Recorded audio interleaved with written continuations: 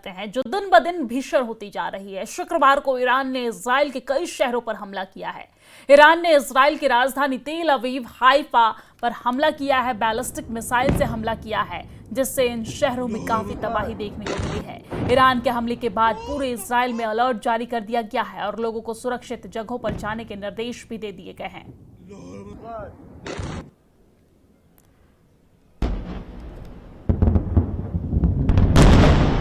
तो ये तस्वीर आप देख रहे हैं जहां पर इजराइल के कई शहरों में ईरान का हमला, बैलिस्टिक मिसाइल से हमला किया गया। तबाही का मंजर देखने को मिला। दिन ब दिन स्थिति जो है वो बद से बदतर होती जा रही है। जंग जो है वो भीषण होता जा रहा है और यहाँ पर तबाही का मंजर नजर आ रहा है।